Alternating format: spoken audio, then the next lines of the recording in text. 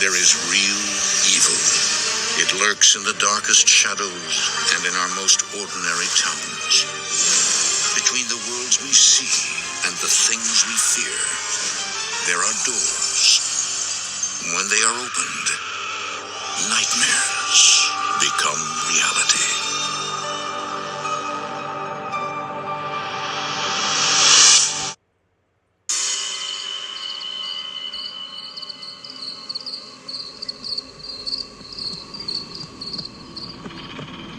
This happened a few months ago. I've been driving for Lyft for a few years now, and I usually stick to late night shifts. The roads are quieter and the tips are better, but there is a trade-off. Every once in a while, you get a story that sticks with you, and not in a good way. I'd always thought of myself as careful. I've dealt with my fair share of odd passengers, but nothing, and I mean nothing, even came close to being as strange as what I'm about to tell you. I didn't have a dash cam at the time, and that night was the main reason I installed one. It started off normal enough, just me and the odd sounds my car would occasionally make. I've got this beat-up 2005 Volvo, but it's reliable as hell. The streets were quite literally deserted, which, like I said earlier, I preferred. Sometime after 2 p.m., I got a request from a convenience store nearby. Seemed harmless at first, but for some reason, I got this weird feeling in my gut about it. You ever get that feeling like something's off, but you can't explain why? That's exactly what hit me as I drove up. Before I even saw the guy, I figured out why I was getting that gut feeling. The convenience store I was pulling up to was closed. All the lights were off, and there was not a single car in the lot. As I pulled closer, I saw him. I made sure to drive pretty slowly so I could get a good look at him. He was pacing outside the store, wearing this ratty hoodie that looked like it hadn't seen a washing machine in years. I'm not kidding about that. There was literally a hole in the sleeve. His movements were jerky, like he couldn't stand still, and he kept glancing over his shoulder like he thought someone was after him. If I had to guess, he was on something. I probably should have just canceled the ride and driven away. I even hovered my finger over the cancel button, but I didn't for whatever reason. I unlocked the doors, and he slid into the back seat without a word. I regretted my decision the moment I took my foot off the brake. Most people either scroll on their phones or stare out the window, but not him. He just sat there, staring at me through the rearview mirror, not blinking, not looking away, just staring directly at me. I tried not to stare back, but I couldn't help but catch his eye a couple of times. He looked kind of angry, which was also pretty unsettling. I tried to ignore him and turned on the radio to break the silence. I don't even remember which station I clicked on, but the moment the music started playing, he snapped at me to turn it off. His voice was deep and a little raspy, and I could tell he was a smoker right away. That kind of caught me off guard, and I jerked the steering wheel a little bit. I resisted the urge to look at him in the mirror and just did as he said, gripping the wheel a little tighter. I didn't say anything, and we drove in silence for a while. I thought maybe he'd just sit there quietly until we got to his stop. That's what I was hoping for, at least. But then he spoke. I remember the conversation like it was yesterday. He asked me if I ever picked up someone I shouldn't have. That question hit me like a brick.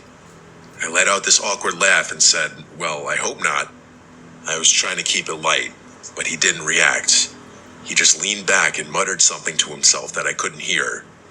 Then he started going on about how he used to be an Uber driver and he quit because some punk stole some stuff from his car. He was slurring his words a bit, so I couldn't make out everything he said, but I got the gist of the story for the most part. I looked in the mirror once or twice while he was telling me the story, and I realized he was smiling the whole time, which was incredibly unsettling.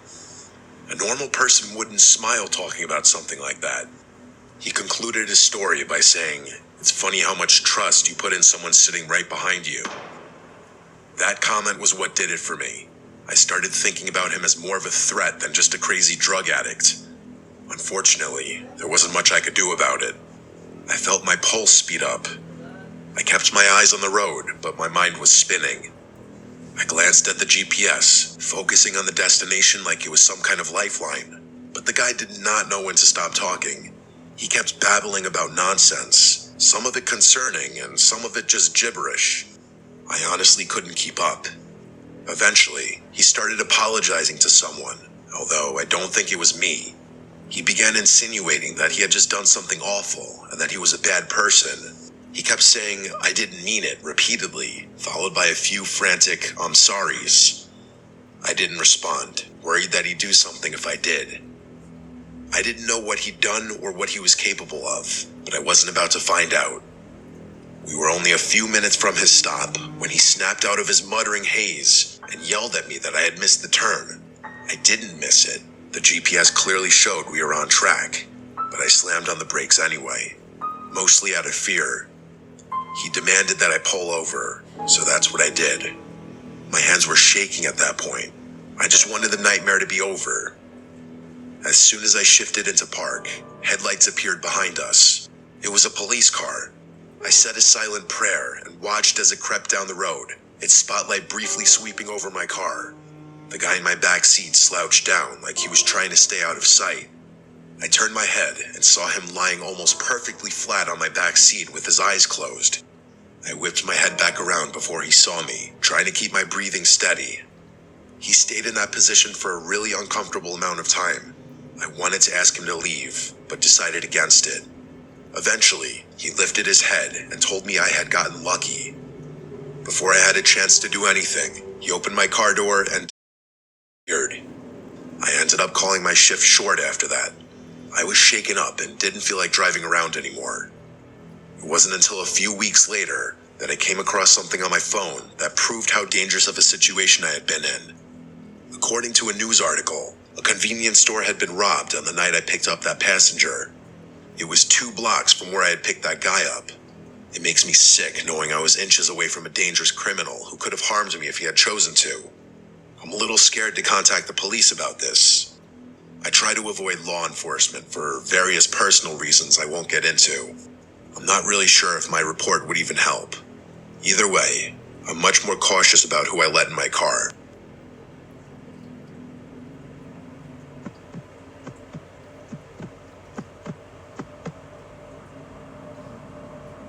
I used to live in the city. The urban lifestyle is honestly what I always envisioned for myself. I'm not going to get into it, but after an extremely traumatic experience, I couldn't bear even the smallest noises.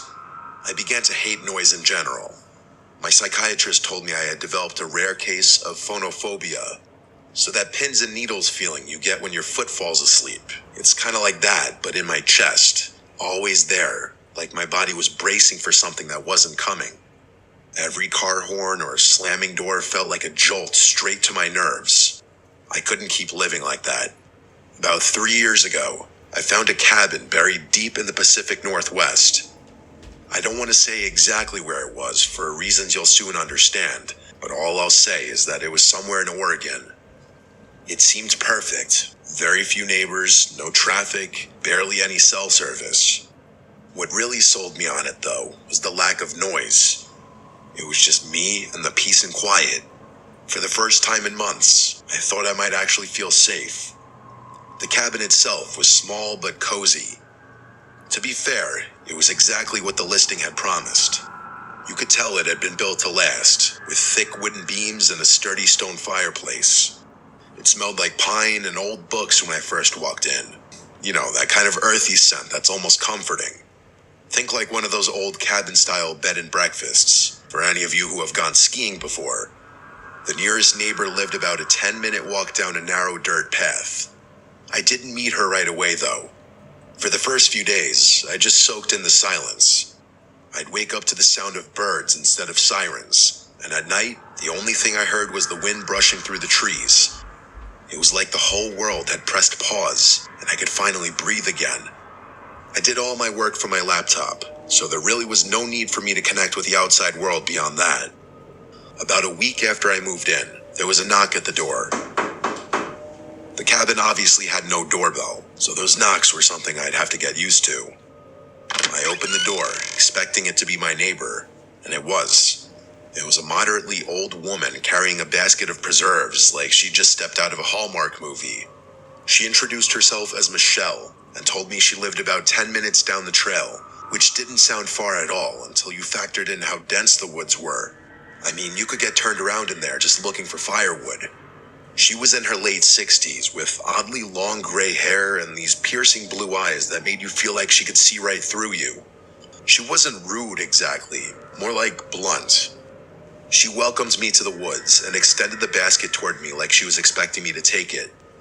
I didn't really have much of a choice. She was practically shoving it in my face. I know it sounds hospitable, but her vibe seemed a little off, if that makes any sense.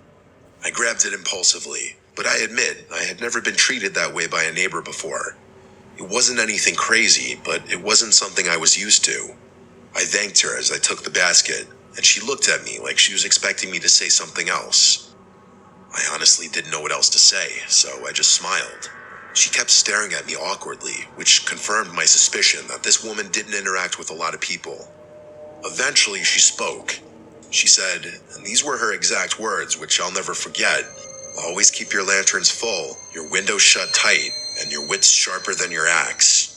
It wasn't something a normal person would say to someone else. It was like she was reciting from a rule book. It honestly sounded more like a warning than advice. I nodded, smiled, and turned to go back inside. After shutting the door, I stood there in silence, waiting to hear her footsteps walk away.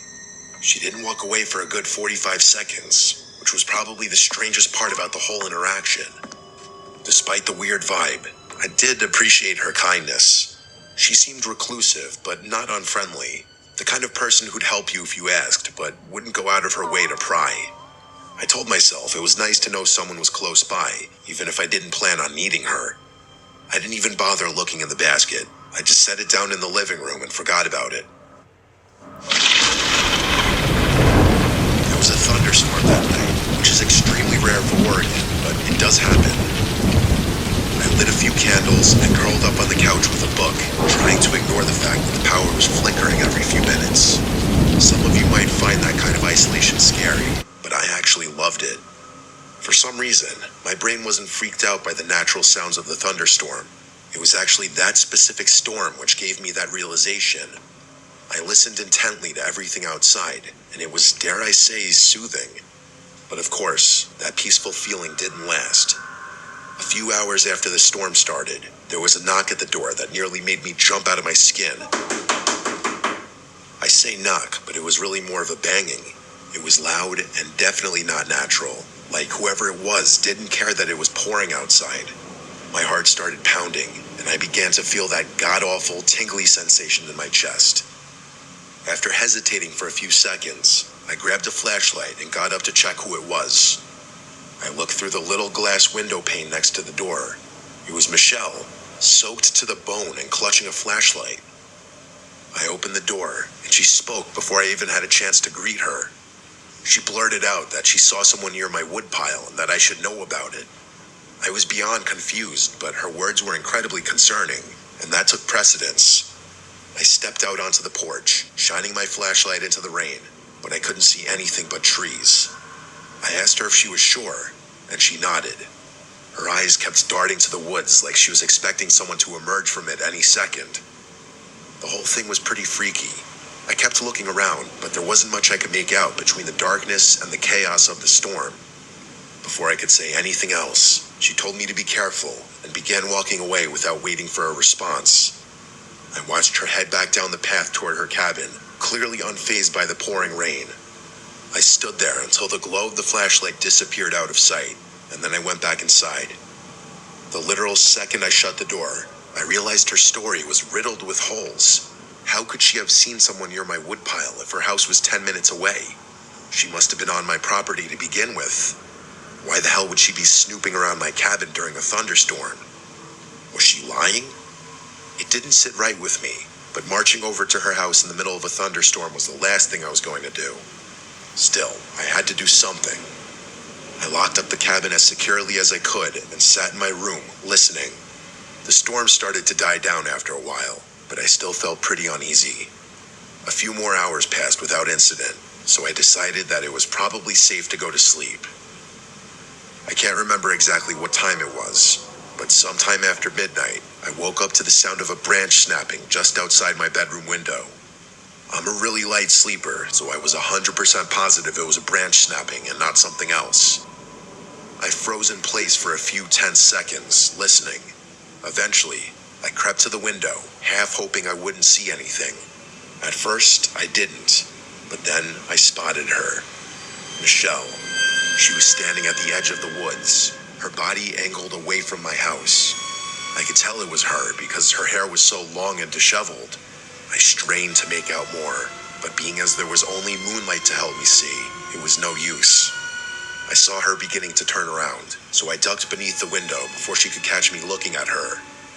I stayed crouched there for what felt like forever. When I finally mustered the courage to peek again, she was gone. I genuinely didn't know what to do. I hadn't exactly pegged her as dangerous, just weird. But at that point, I was having second thoughts. It didn't make sense. Why would she try and warn me earlier if she was the one poking around? I didn't sleep for hours. I was pretty dead set on just staying up until sunrise. A few hours passed, and I was starting to get tired. As I finally began letting my guard down, there was a knock at the door. It wasn't like the banging from earlier. It was actually kind of quiet. Still, I wasn't going to get up under any circumstances. The pins and needles started up again as I quietly made my way over to the door. I took an inconspicuous glance through the pane and froze in horror. It wasn't Michelle. It was a burly-looking bald guy with a thick beard. I had to fight every bone in my body not to yell out in fear. The situation instantly went from a 6 to a 10. As quietly as I could, I retreated to my bathroom, locked the door, and called the police. As I was on the phone with them, I started to hear banging on the front door, like someone was repeatedly smashing it with a heavy object. The operator told me help was on the way and instructed me not to hang up. I sat there more terrified than I'd ever been in my entire life. Eventually, the front door gave way, and I heard it crash open. I genuinely thought I was going to die. That man, whoever he was, started smashing things in my cabin. At least, that's what it sounded like. All I could hear was the sound of glass breaking and wood splintering. I didn't dare make a sound. Luckily, that man didn't seem to look for me, because I never heard his footsteps leave the living room. Eventually, the smashing sound stopped, and I was sitting in complete silence again. I had been fighting off a panic attack the whole time. To my surprise, the police actually arrived pretty quickly, but not soon enough to catch that guy in the act. He was long gone. I pleaded with the officers to help me out, but they were downright useless. They did a pathetic search of the surrounding property, but that was it. They wouldn't even agree to search the woods, saying that it was too dense and they were unlikely to find him there anyway. I begged them to accompany me to Michelle's house at least, which they agreed to. When we got to her property, my jaw literally dropped. The entire cabin was abandoned. The cops confirmed this and said no one had lived there in decades. I told them they had to search it for squatters, but they told me there was no reason for them to do that. They tried to tell me that there was no clear signs of habitation, so it would be a waste of time. I damn near lost my mind when I heard them say that. I tried to argue, but they more or less told me that living in the woods was a risk I was taking and was not their problem. They left after that, which infuriated me. I obviously moved out of that cabin, but not before spending one more night there. It was awful, but I made it through without anything happening. Things have been good for me since then, but I still constantly think about this experience. Some of my superstitious friends have theorized that Michelle was actually a spirit that was trying to protect me, and that she was really just trying to watch over my property for whatever reason. I don't believe in the paranormal, so I think it's much more likely that two people, her and that man, had been squatting in that abandoned cabin. I just still don't understand why they decided to target me, or why Michelle would bother to warn me if she were planning on breaking into my house. I don't think I'll ever know.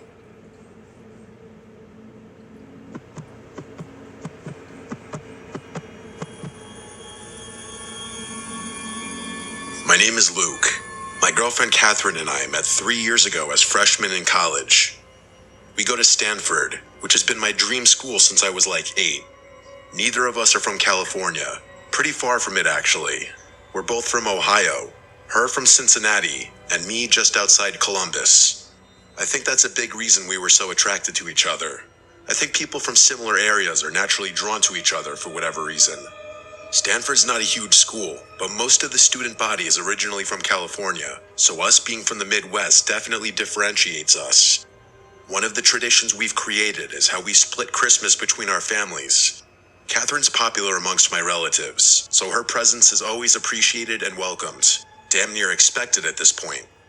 Since her house is just a 2-hour drive from mine, we decided early on to spend Christmas Eve with my family, who celebrates Christmas Eve night, and then drive through the night to her house for Christmas Day. Until I met her, I didn't realize that most families celebrate Christmas the day of, not the night before. Oddly enough, my favorite part of the holiday isn't Christmas Eve or Christmas Day though. It's that late night drive.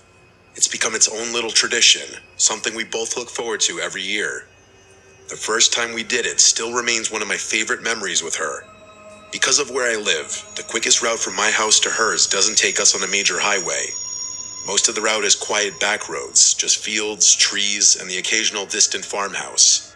It's always really late at night when we do it, so in combination with the secluded route, we rarely encounter any other cars. It feels like the world is asleep, and we have it all to ourselves. Don't laugh, but we always blast Juice WRLD during the drive. His music has been a shared obsession since we met. I know his music is a little cringy, but something about singing the lyrics together is really special. It's like we're in sync. This past Christmas Eve started like any other. After a wholesome night with my entire extended family, we packed up my car around midnight and hit the road. The snow was falling lightly, and the roads were deserted as expected. With the music and heat cranked up, everything felt perfect. That all changed in an instant though. What I'm about to describe to you is still one of the most unsettling things I've ever experienced. Probably the most unsettling thing. I was driving along when the music was interrupted by my phone ringing. I glanced down, a little irritated that I'd be getting a call this late. It was an unknown number. I ignored it without thinking. Probably a scam call. Those things are constant these days. Catherine made a joke about how committed those call center guys must be making calls on Christmas. I laughed in agreement, and that was that. But then, a few minutes later, my phone rang a second time. I again looked down and saw that it was another unknown number, probably the same one as before. I sighed, irritated, but let it go to voicemail. Catherine glanced at me and raised her eyebrow, but didn't say anything. I tilted my phone towards her to show her that it was an unknown number, and she said, "That's so weird," with a confused look. I didn't respond. Instead, just shrugged my shoulders. The music eventually resumed, and I tried to take my mind off the phone calls. But of course, not 2 minutes later, my phone rang again. While our nation's best are giving their blood, sweat, and tears in Milan. I was pissed at that point, cursing under my breath as I fumbled wildly for my phone. I snatched it from the console and swiped aggressively across the screen, ready to tell whoever it was to screw off for spamming my phone. I could tell I startled Catherine, as her body tensed up with my sudden movements. In hindsight, I probably overreacted, but I was sick of being harassed. I basically barked hello into the phone with as sharp a tone as I could muster. I expected the scam script to begin, but I was instead met with silence. I turned up the volume in my car and immediately picked up on a faint static coming from the other side of the line. I was about to hang up when a man's voice spoke. The voice didn't belong to anyone I knew. "Hello, Luke." I was so caught off guard I nearly swerved off the road. I couldn't speak. I felt my whole body starting to itch, which always happens to me when I'm nervous. Before I could respond, the man continued. He started reciting personal information, my full name, my address, details about my life that no stranger should know, details that no stranger could know. My mind was racing, trying to make sense of it. I wanted to pull over on the side of the road, but I kept driving like I was in some kind of trance. I considered shouting at him, but decided that anger wasn't the best resource in a situation like this. After he paused for a few tense moments, I finally spoke. I asked him what he wanted in a steady voice, trying to hide the fear I was feeling. The voice paused before delivering the words that made my blood run cold. He said that he wasn't here for me, that he was here for Catherine. Hearing my girlfriend's name was about 100 times more terrifying than hearing my own, and the horrified expression on her face told me that she was just as shocked as I was. I blurted out that I didn't know a Catherine, that he must have the wrong number. The man chuckled before saying, "She's sitting right next to you." That was too much for me. I pulled over on the side of the road. I had no choice. My hands were literally shaking in fear. I was about to say something when Catherine reached into my lap in one fluid movement and hung up the phone. Just like that, I literally screamed in her face, demanding to know why she hung up on a stranger that was making personal threats towards us. She didn't answer, just looked at me with wide, fearful eyes. I desperately tried to call the number back, once, twice, 3 times, but it never went through. Catherine told me to keep driving, which I ultimately did, but not before questioning her. She told me she was scared and that I couldn't blame her for hanging up, which I guess was fair. I drove off in silence, but I still couldn't understand why she'd hang up the phone. I don't know whether I was more furious or afraid. Part of me was expecting that number to call back, but after about 10 minutes, I felt like it was increasingly unlikely. At one point, I looked over at Catherine and saw tears in her eyes. She told me she didn't feel safe, which I empathized with. Something in the pit of my stomach gnawed at me, though. Catherine and I had been through enough in our relationship to know that trust didn't always come easily. There had been little things, white lies, half-truths, moments where I caught her being less than honest. I knew I was being paranoid, though. How could she possibly have done anything to do with this? The rest of the drive was silent. I didn't play the music again, and neither of us spoke. My mind was still spinning with a million unanswered questions. Who the hell was that guy? How did he know so much about me? Only my family knew where we were driving that night, and they'd never pull a stunt like this. I was 100% sure of it. I couldn't think of another explanation, though. Even when we finally pulled into Catherine's driveway, I didn't feel much better. It's been almost a month since this happened, and I have yet to get my answers. Neither of our family members were responsible. We asked all of them. Catherine swears she's just as clueless as I am, which leads me to believe the person on the other end of the phone call had sinister intentions. You might think I'm overreacting to a harmless prank, but I'm telling you, other than our family members, there are no people on earth who knew Catherine and I would be driving that night. I've been really tense ever since. I can't help but brace myself every time my phone rings. I know he's going to call me again eventually. It's just a matter of time.